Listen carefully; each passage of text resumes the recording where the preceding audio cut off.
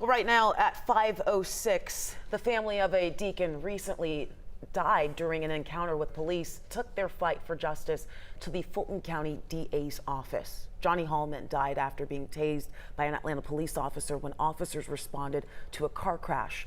11 Live's Bobeth Yates has more from the family's meeting with the district attorney today. Hi, Bobeth.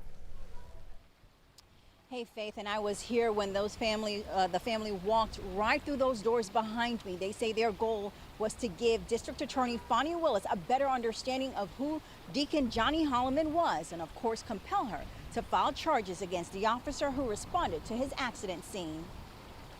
What justice looks like is the prosecution of this officer for the crimes he committed against Deacon Hollman. Attorney Molly Davis and the family of Johnny Hollman met with District Attorney Fani Willis Monday, hoping to convince her to file charges against the Atlanta police officer who responded to his accident scene August the 10th. What we saw was murder. We saw an assault against a 62-year-old man who was literally pleading for his life, informing the officer that he could not breathe, informing him of his medical condition, that he was having issues with asthma, and the officer, with malicious intent, continued to strike and tase. The autopsy report released last week by the Fulton County Medical Examiner's Office classified Hollman's death as a medical homicide and noted he died as the result of an abnormal heart rhythm due to being tased.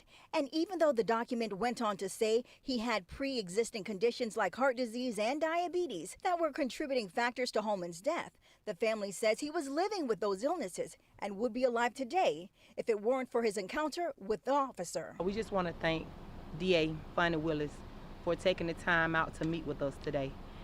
And again, we heard what she said, and we feel as though she heard what we said. But at the end of the day, we're still seeking for this video to be released. And again, we encourage anyone who has any information to come forward, because what we know is that what we saw in that video will not change. We saw a 62-year-old man begging for his life from a 23-year-old who had no basis to take it. Now, Davis also tells us during that meeting with Willis, she promised to release the video, but couldn't say when. He says on Thursday they will get an update, and hopefully that will happen after all of those involved were interviewed in this case. Sending it back to you guys.